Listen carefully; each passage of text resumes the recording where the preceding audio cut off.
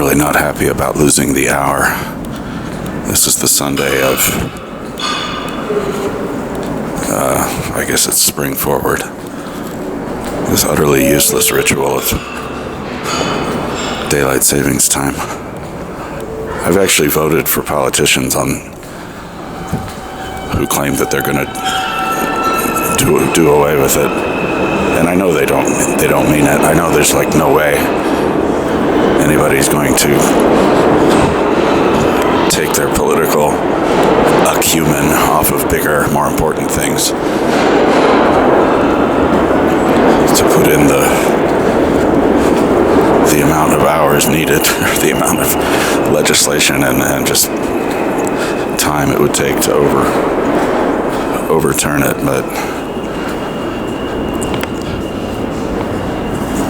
But if you're going to campaign on that, well, you've got my vote.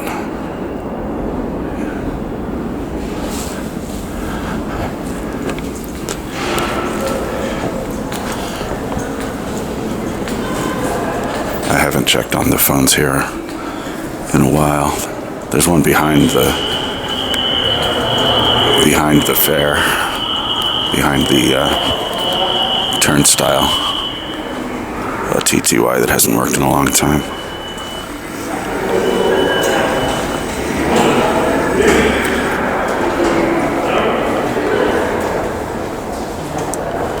But I'm not going to pay a fare just to get at it.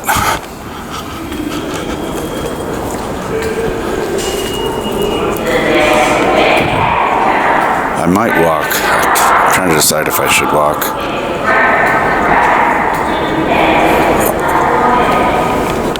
over the bridge because it's like pretty cold today.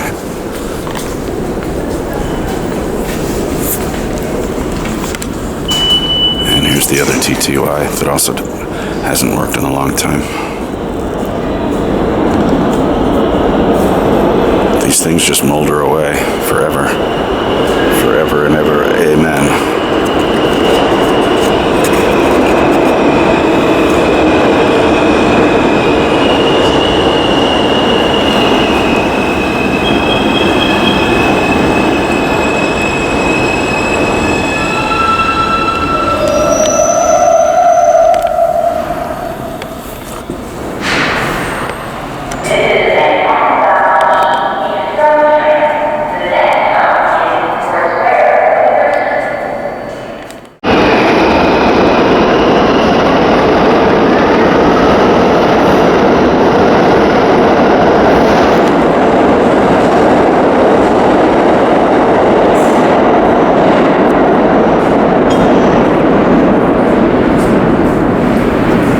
These social distance things on the floors are going to be here for 20 years. We're going to be seeing these for a long time.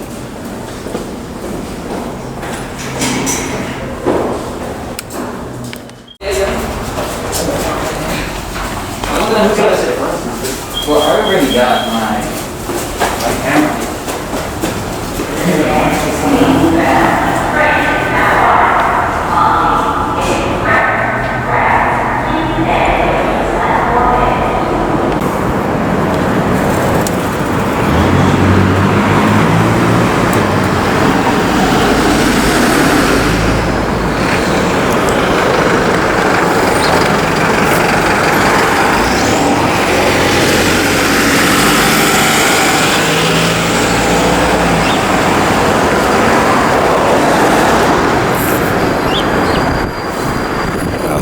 Reflection.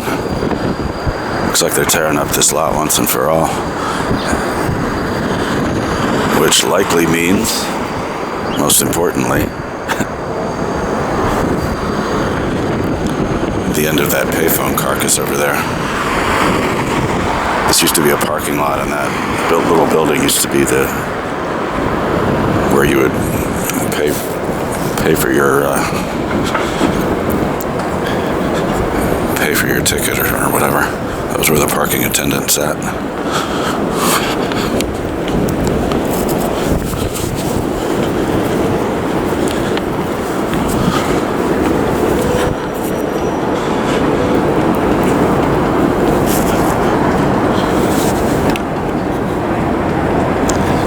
don't remember there ever being a phone in this one. But there was. Why else would it be here?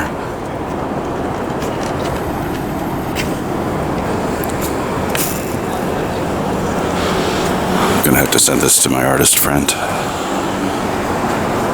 Although this one was probably never on his radar, but I did send it to him though, as a possible location.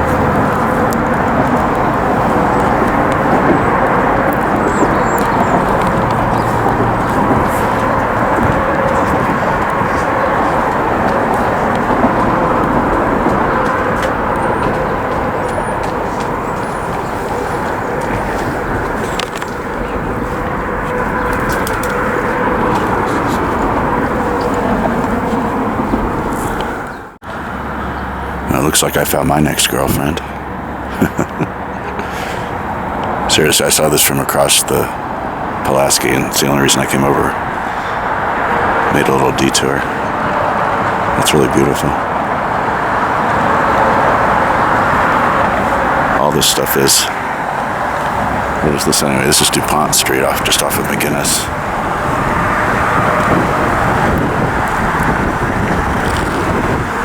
This looks like one of these areas where you can park your car forever. There's no side-of-street parking rules.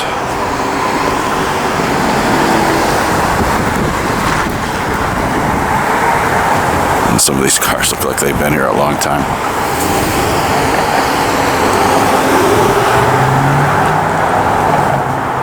That one's not so interesting, but this one is.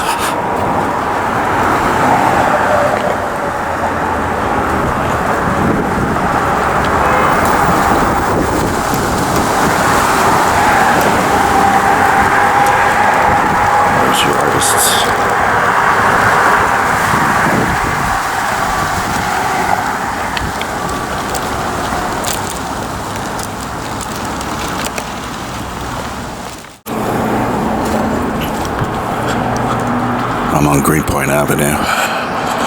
It's warmed up a bit. It's still pretty cold though.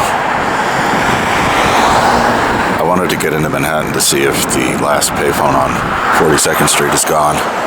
There's two of them. I guess it'll have to wait till Wednesday. There's the Onion Habit Trail power plant.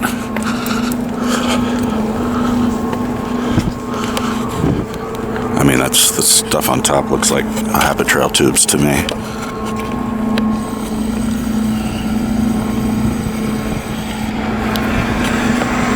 It'd be scary if that's really what they were, because those would be some giant hamsters. Look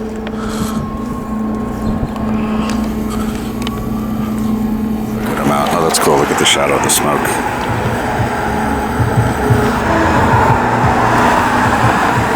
That's not smoke, that's the shadow of the smoke. See,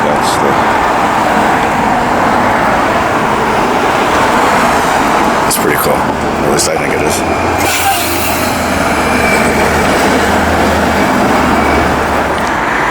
Now that there used to be a payphone.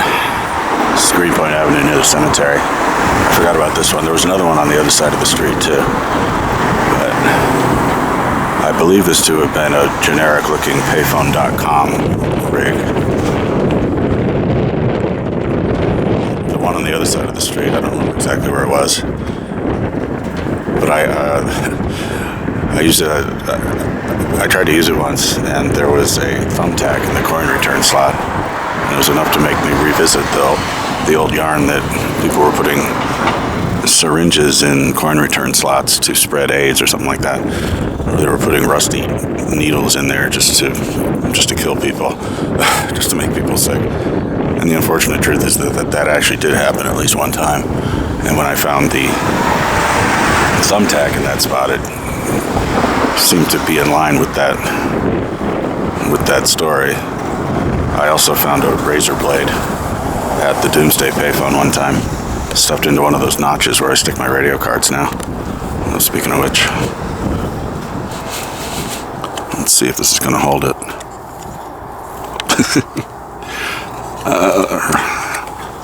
That's going to blow away, but I'll leave it anyway. I don't see anywhere. Well, wait a minute. Yeah, that's good enough.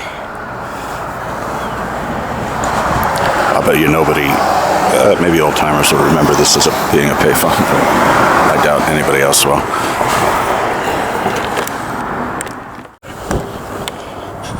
I guess where I am once again.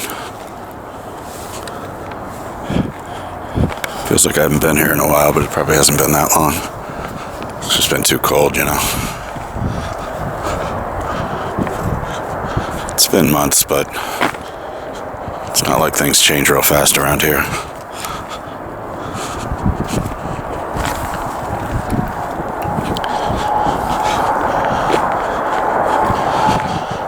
I do want to see if the chapel's open. I don't think it will be.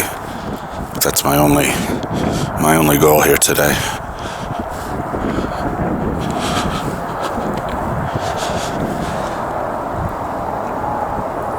So this is the only section of Calvary that is not just a number. It's the only one that's named for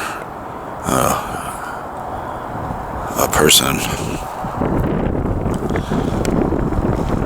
And I'm sure I pointed this out before, but it's relatively recent that they put up these street signs. These were always the street names, but they hadn't. You'd see these names on the old maps. But they only put these signs up within the last couple of years, I think. So now you know where you are.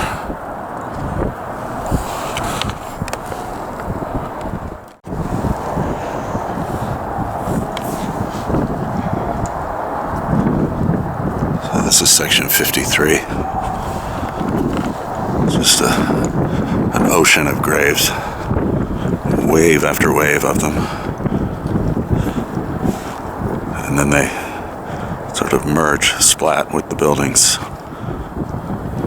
on Review Avenue.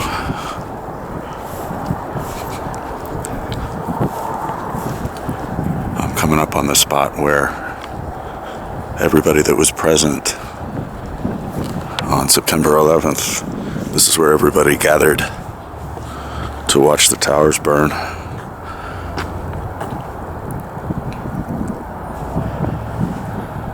And that being the case, this is where they decided to plant the 12 champion ash trees.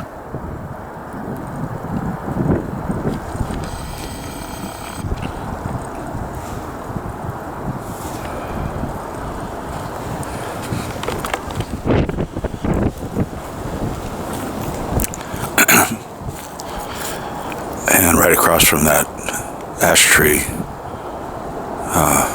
marker, a couple of markers for the firefighters who died that day.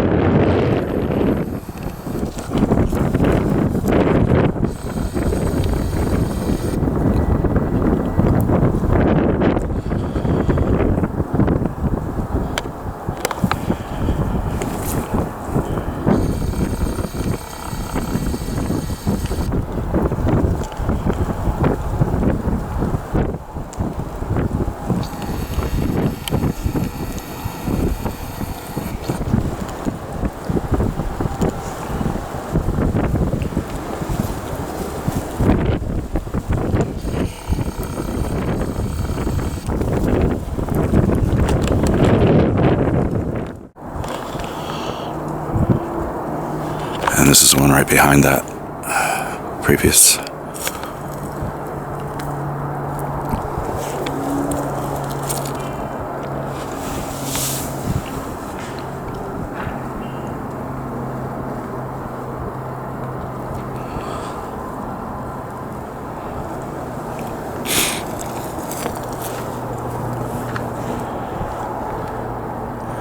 And this one's actually pretty cool for what's on the back.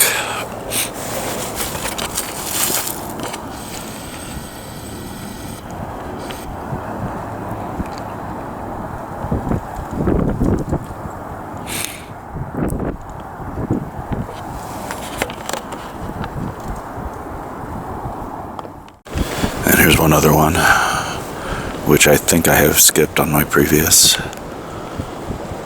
visits to this area, this section.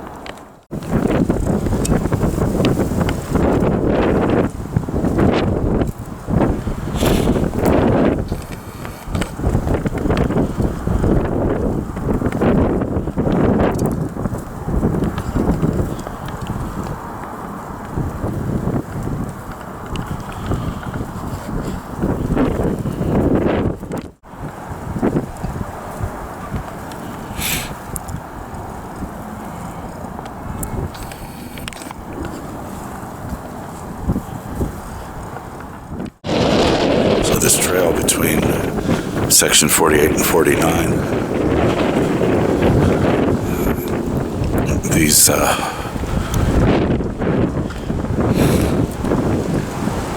numbered things, these numbered discs would seem to suggest they're gonna start selling burial spots here. This had been an unpaved path.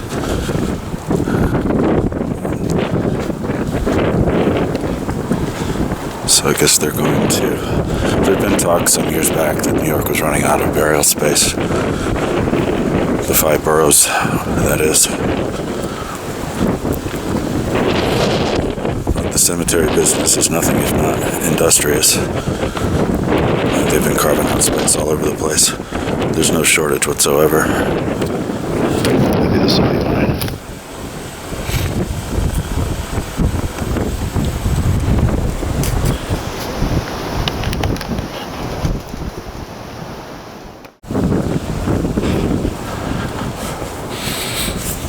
You'd think it would be as easy as just emailing the cemetery and asking, because they have a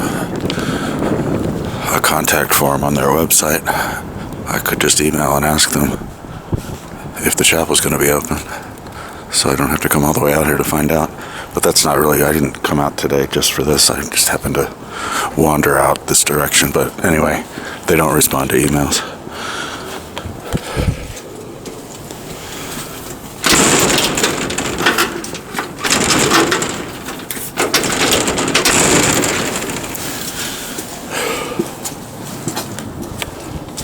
Locked out again.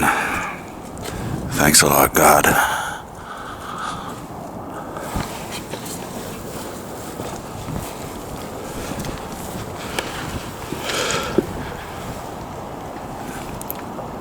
Yeah, those letterings could use a coat of paint, but they still look pretty good.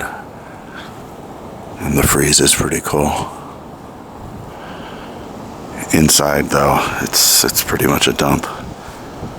But it's not that bad. I mean, a coat of paint could solve a lot of the internal aesthetic issues.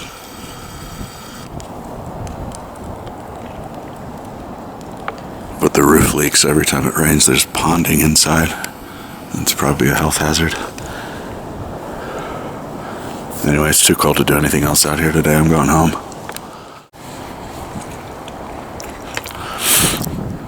Looks like entropy finally took over here. Or gravity.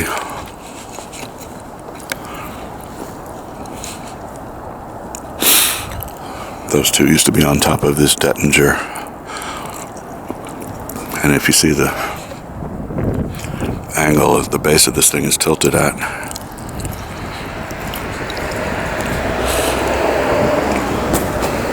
it seems reasonable to assume this thing died of natural causes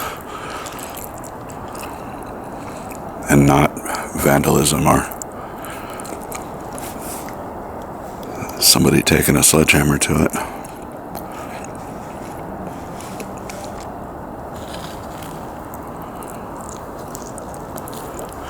I think this expression says it all.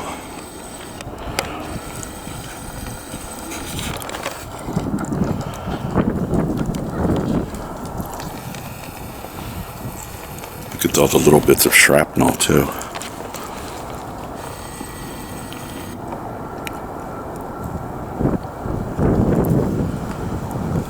I'm tempted to take a piece of this home with me, but that wouldn't be right. Just a small piece. Who's gonna miss it, right? Maybe a Dettinger descendant would.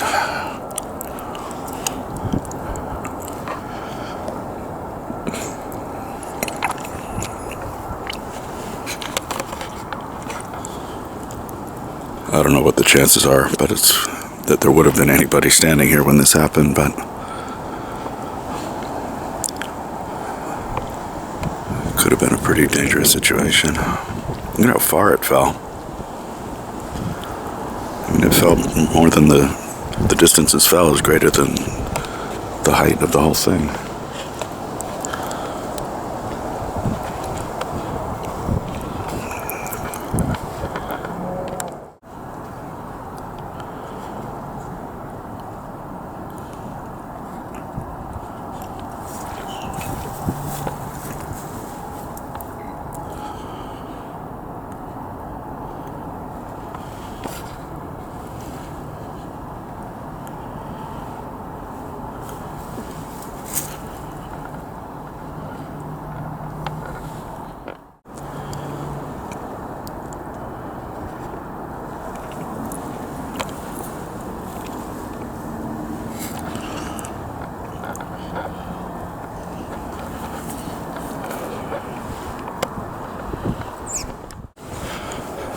And I think I said this before, but if you've ever seen the movie Midnight Cowboy, there's a pivotal scene that starts at the cemetery that starts here. It shows Dustin Hoffman and John Voight walking around here somewhere, this area.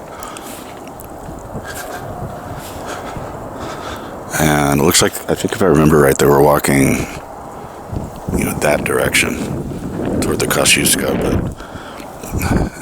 whatever way they were walking, suddenly the scene shoots over to basically a whole other side of the cemetery, and there's a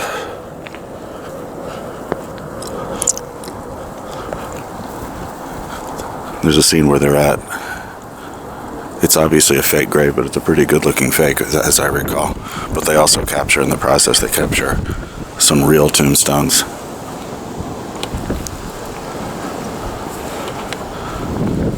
And I tried to see what I could find about those people, but I didn't find anything in particular.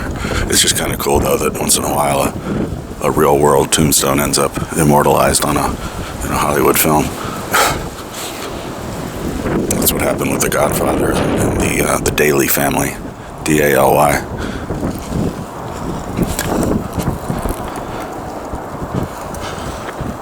There's a pretty pivotal scene, the funeral scene in The Godfather, that's filmed here, over by the Johnston Memorial. The Johnston Mausoleum.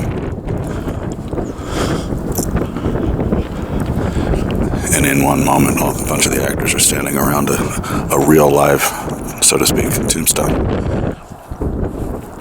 Unfortunately, I didn't find anything else on that Daly family beyond the fact that they're here. Daly's a pretty common name, common Irish name.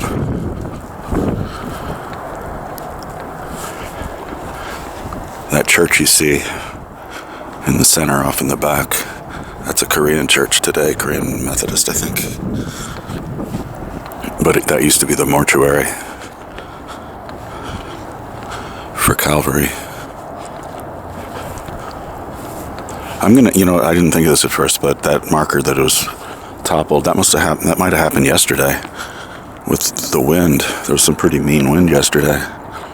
And you see all these garbage cans knocked over. I think that's like maybe the third or fourth one I've seen. And I'm not really even paying attention.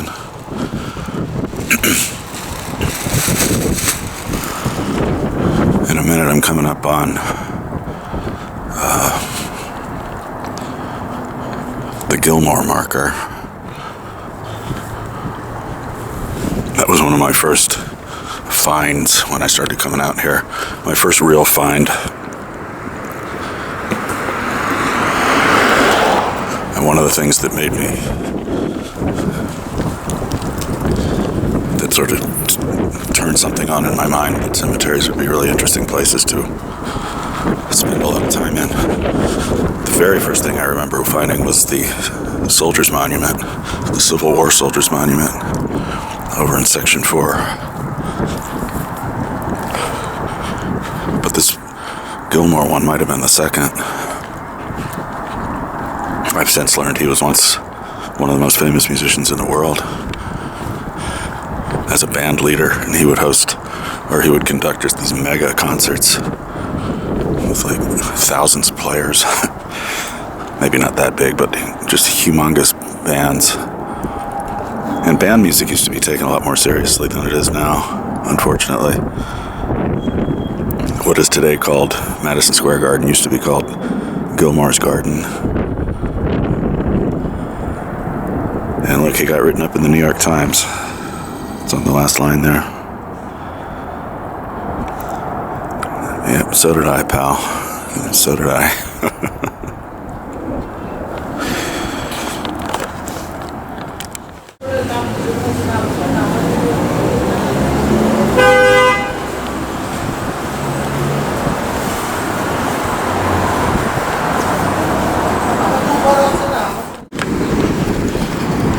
I didn't think this book giveaway site would be out today in the cold, but here they are.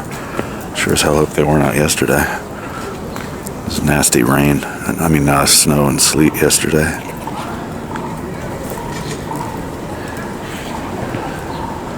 All these books are free for the taking.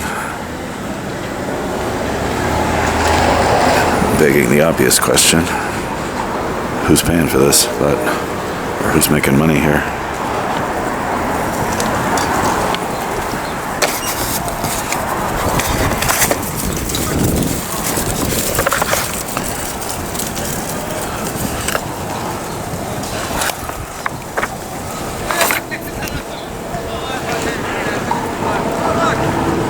Some people get all sentimental about print books and stuff. I don't know. I'm on the fence, I suppose.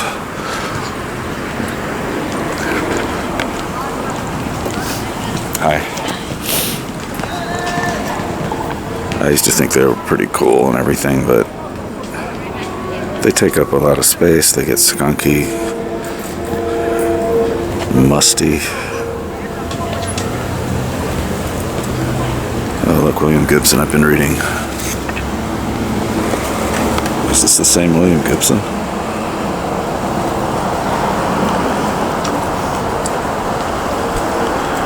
I don't think that's the science fiction writer, but I'm happy to be wrong.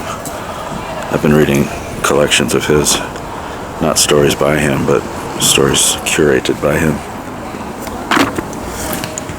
He once linked to me from his Twitter with respect to one of the worst articles I ever wrote, but whatever. He called me this is the science fiction William Gibson, not this one.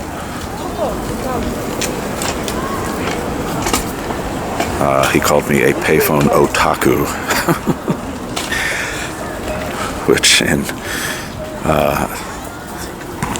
that expression has Japanese origins, I believe, and it's not considered a compliment in Japan, or at least it didn't used to be. It's used to describe somebody who has an unnatural fixation on something very specific. And of course, William Gibson was talking about payphones. Unfortunately, he linked to what I said was one of my worst articles ever. But that's all right. We all make mistakes.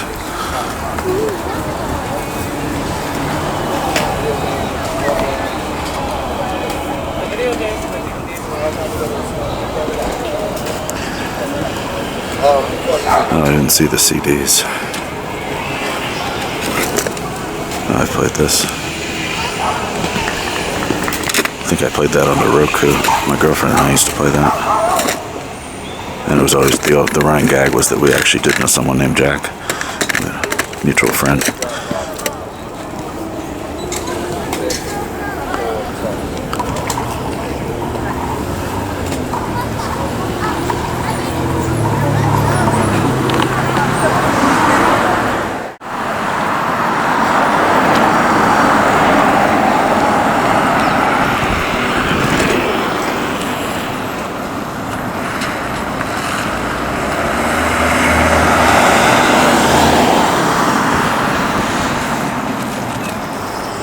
I love spotting cars like this, stuffed to the gills with crap.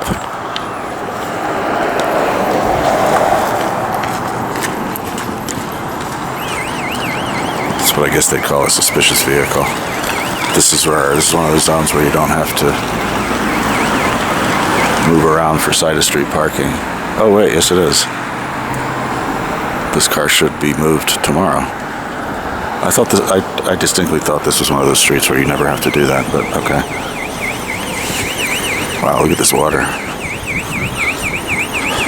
Yeah, yesterday was nasty. Lots and lots of sleet.